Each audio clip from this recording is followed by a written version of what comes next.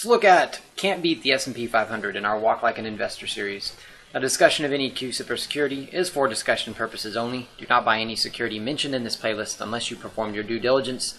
Note that I purchased shares of Lehman Brothers 3 days before it collapsed, so anyone following me into a trade is taking excessive risk and may lose significant financial value. In addition, at the time of this video, I may or may not own shares of the company mentioned and may or may not have kept those shares, depending on what circumstances changed. One of the assertions that you hear is, you can't beat the S&P 500, or you can't beat index funds, or index funds are good. Currently, there's a cult of index funds. Vanguard and John Bogle kind of popularize this. There's nothing wrong with index funds. They can be very good. They can be very appropriate. And depending on what you are offered in terms of retirement accounts or whatnot, they can be useful. However, if you're trying to learn entrepreneurship and getting results, just doing the average, well, how many problems does the average person solve? Not very many. So just getting average is okay for some people. And most people, let's face it, will just be average or maybe even below average or slightly above average. But if you want to be exceptional, you've got to learn that just getting average returns isn't going to be good. This is a case in point. I do want to highlight that it's not super hard to find mutual funds that have beat the S&P 500. The S&P 500 here is the red line since 2000.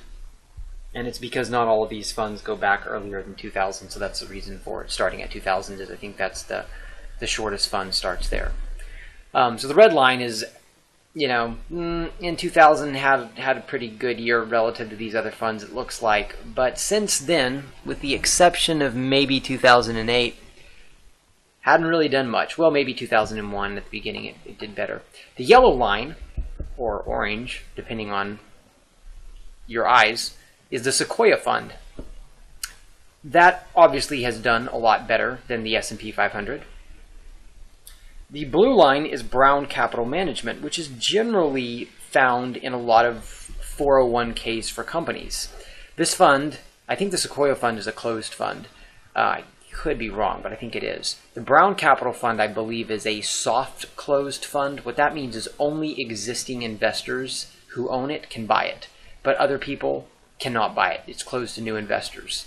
And then finally, the green line is, of course, everybody knows who this is Warren Buffett's Berkshire Hathaway Class A shares. Well, I mean, without doing really much research, you can find, there's 3 examples right here that have beat the S&P 500. That's the average index fund, right? How much money would you pay to be in Warren Buffett's?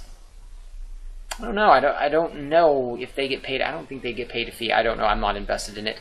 Brown Capital Management depends on the 401k. Generally speaking, I believe the expense ratio, I think, is about 1.3%. However, some 401ks actually pay some of the expense ratio for you, so you may be able to get it as low as, let's say, 0.8 or 0.7. The SPY, which is this one, I think is less than 0.2. I think it's 0.18, but I could be wrong. And then the Sequoia Fund, I have no idea. But you can see, it is not impossible to beat the S&P 500. It does happen. Again, if you're investing to learn entrepreneurship, just getting the average isn't going to teach much because you're not going to learn how to get results with that. So while I certainly think that index funds are useful for people who are just looking to retire, it's great and wonderful. If you are investing to learn entrepreneurship and to get results, it's not going to be the most effective way to learn that.